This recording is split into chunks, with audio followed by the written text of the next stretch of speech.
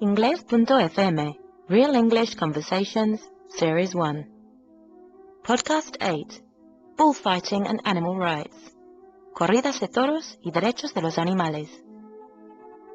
Este podcast contiene una conversación real y sin guión entre dos hablantes nativos de inglés, Mark y Tom. Oirás primero la conversación y a continuación una clase de inglés con explicaciones en español.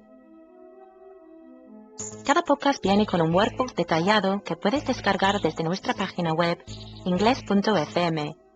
Incluye una transcripción completa de la conversación, listas de vocabulario, notas culturales y la clase.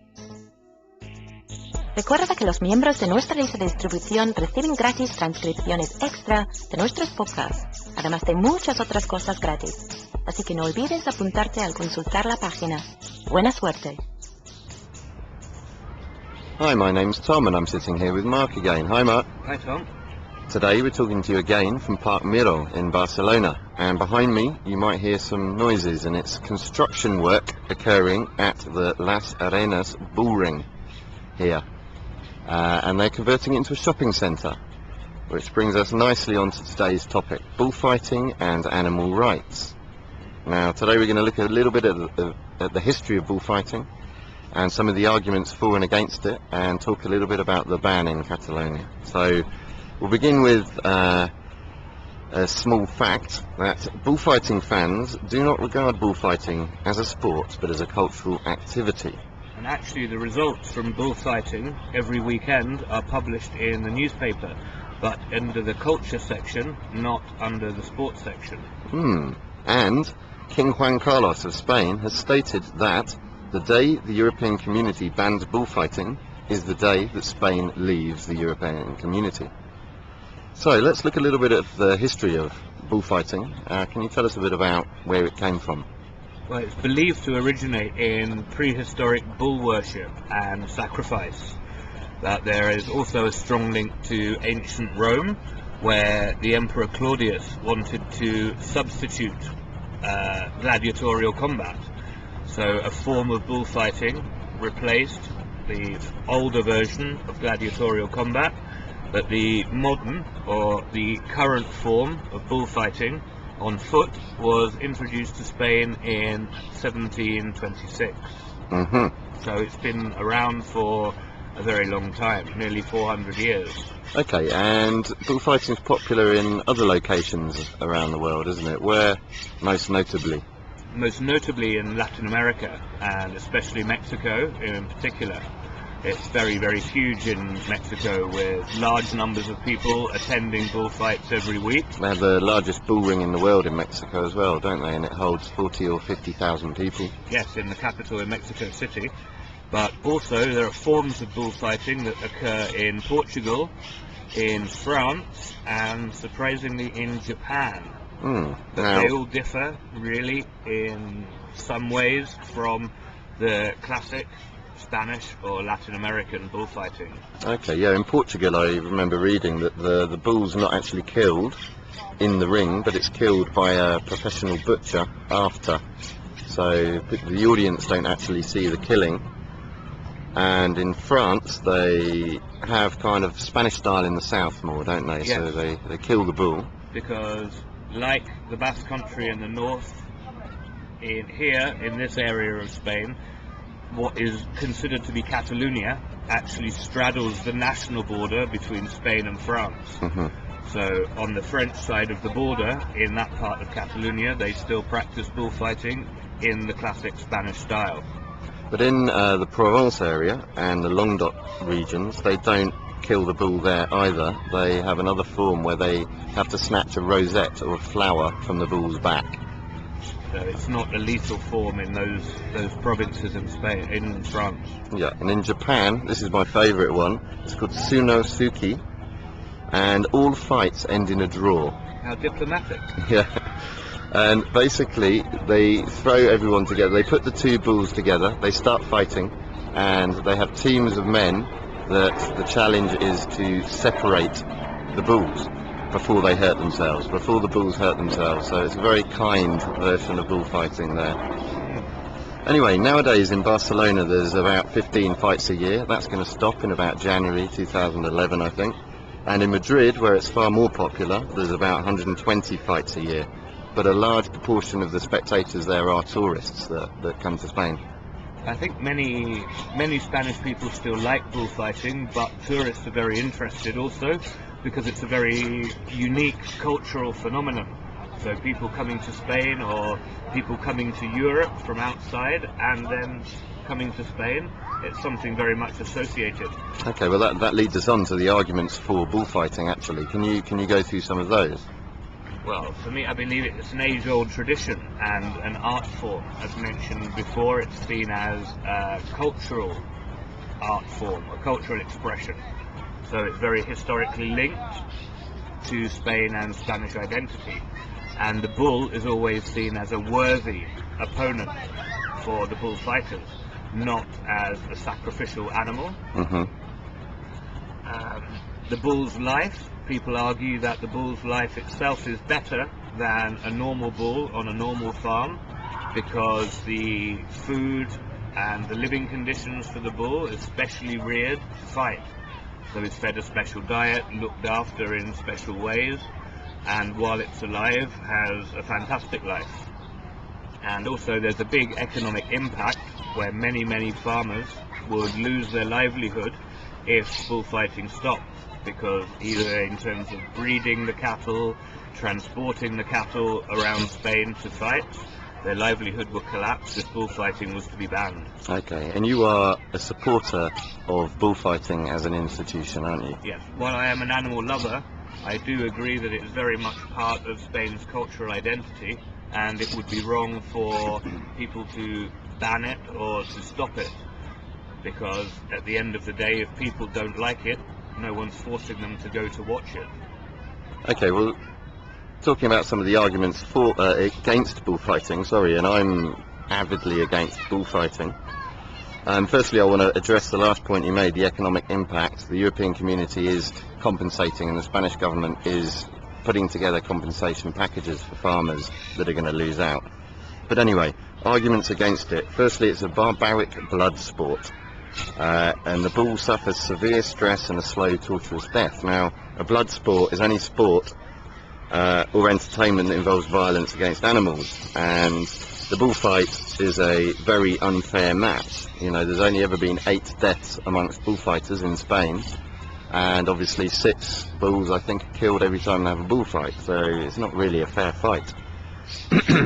Secondly, there's this concept of sentience. Now, animal rights and animal liberation people say that sentience is the ability to experience pleasure and pain.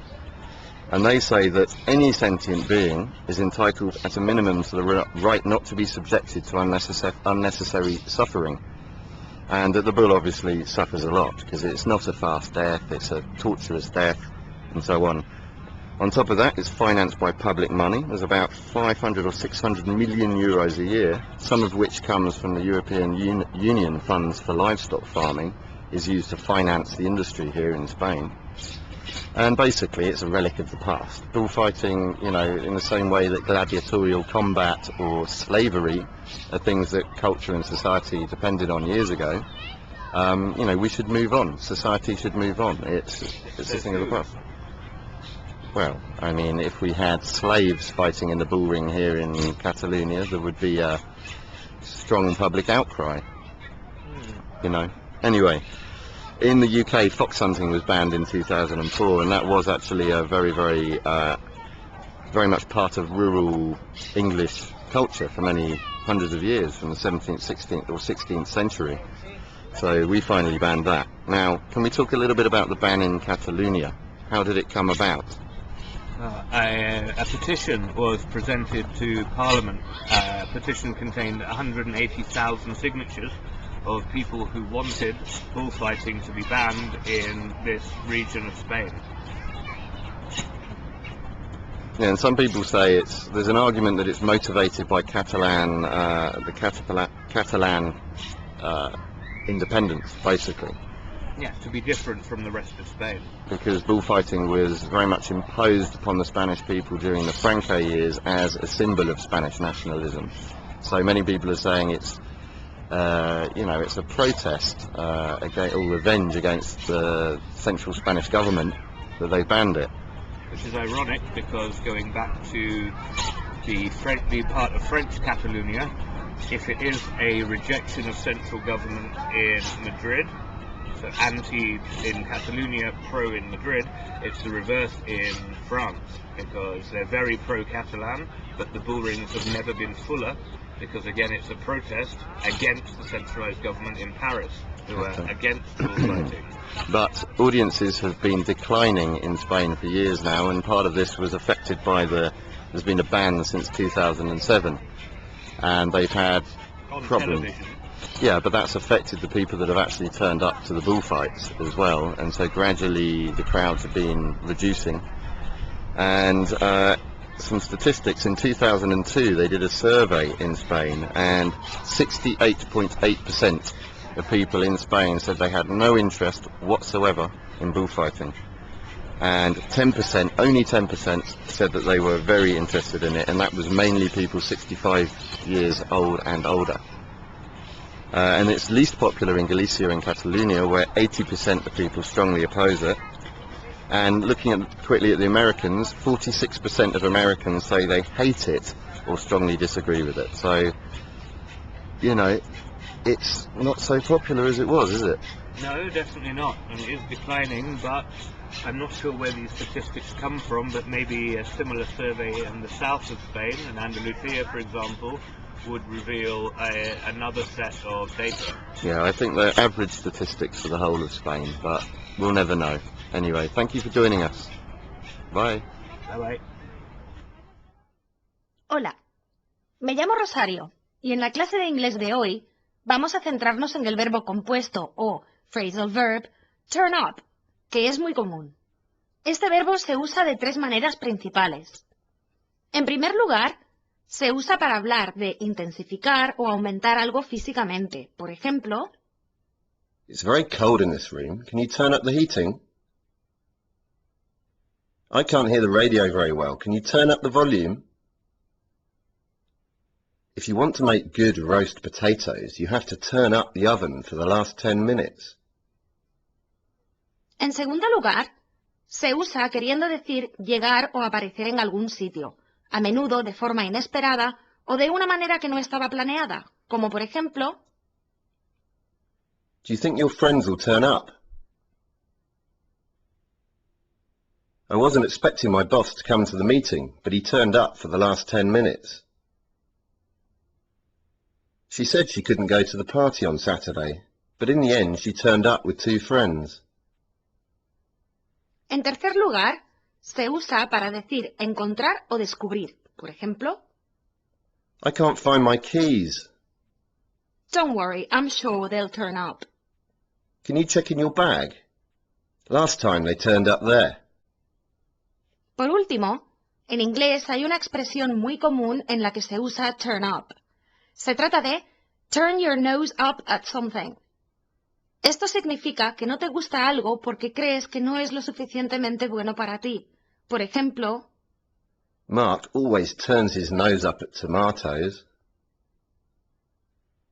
When the waiter brought the food, she turned her nose up because the meat wasn't cooked. Ben turned his nose up at the salary they offered because it wasn't enough. We hope you found this useful, and if this phrasal verb turns up in your studies, you'll have no more problems with it. We also hope you'll turn up for our next podcast lesson.